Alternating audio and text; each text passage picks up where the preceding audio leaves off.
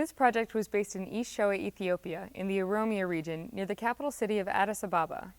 NASA Earth observation systems were used to determine the relationship between environmental factors and malaria cases. And the project that we are developing within the NASA Develop program is to create an early warning system for forecasting the outbreaks of malaria in Ethiopia. Approximately 3/4 of the country experiences malaria. Despite the fact that it is highly preventable and curable, it is still the area's leading cause of morbidity and mortality. Children under the age of 5 and pregnant mothers are particularly vulnerable. Both endemic and epidemic malaria occur in Ethiopia. People in endemic regions develop a tolerance to the parasite, and they are less likely to die from the symptoms. Highland and semi-arid regions, such as where East Shoa is located, are largely epidemic regions, as the disease is less common and immunity is poor or non-existent. When a person is bitten by an infected mosquito, the Plasmodium parasite, which causes malaria, enters the bloodstream and travels to the liver cells. They reproduce in the thousands in the liver before leaving to infect red blood cells, causing flu-like symptoms and possibly death. When a different mosquito bites an infected person, they take up the Plasmodium with the blood, and the parasite can then be transferred to a different human host. Temperature and precipitation are critical environmental factors to the transmission of malaria. Both the Plasmodium and the mosquito require warm temperatures for reproduction, and the mosquitoes also require stagnant pools of water in which to lay their eggs. Because Ethiopia is located in the tropics, cool temperatures are largely a function of elevation. It gets cooler the higher up into the mountains you go. So for a long time it's been known that actually being in highland areas, particularly say in Africa, where malaria is particularly predominant, is a way of avoiding malaria. And many countries, in Ethiopia for instance, malaria control is very often limited to 2,000 meters, above which it's assumed that malaria is not a serious problem.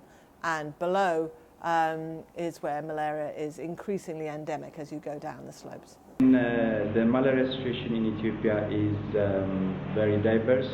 It varies from village to village, from area to area. We would be very interested to have an early warning system where it can tell us with higher probability where would be the areas that would be affected by epidemics, and we could decide where to put our money, our resources. An understanding of the environmental factors is crucial for developing a malaria early warning system. We use the TRIM dataset for monitoring rainfall and to predict outbreaks of malaria. We also use temperature data based on MODIS land surface temperature during the night and during the day to have an estimation of the air temperature that will influence the transmission of malaria. We will use also the MODIS images for monitoring vegetation and water bodies.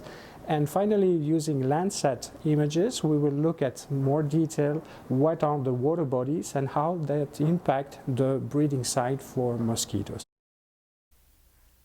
Time series of the data from NASA's Terra and TRIM satellites were extracted using the International Research Institute Data Library from the Lamont Doherty Earth Observatory. The data were analyzed at a monthly level and averaged over the 12 districts in East Shoa. These time series were compared with the time series of epidemiological data of malaria cases provided by our partner organization, the Center for National Health Development in Ethiopia. Elevation data from the Shuttle Radar Topography mission were used to map the elevation of the districts. When compared with the malaria cases, it was found that, contrary to prior beliefs, malaria cases were seen above 2,000 meters. Landsat data, compared between known flood and drought years, was used to determine how moisture was playing a role in the region.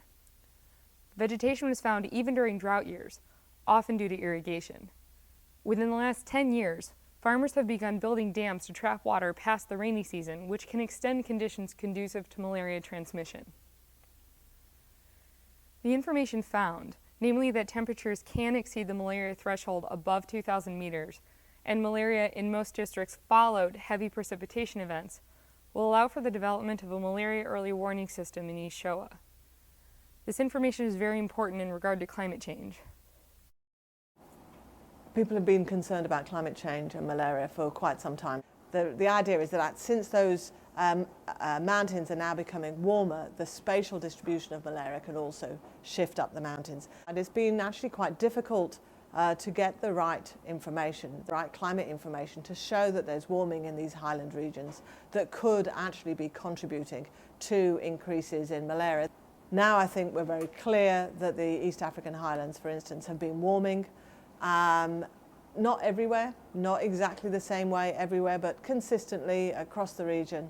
And it seems likely that malaria transmission will have responded to that warming. Since malaria is a climate-sensitive disease, changes in climate variability are likely to result in epidemics.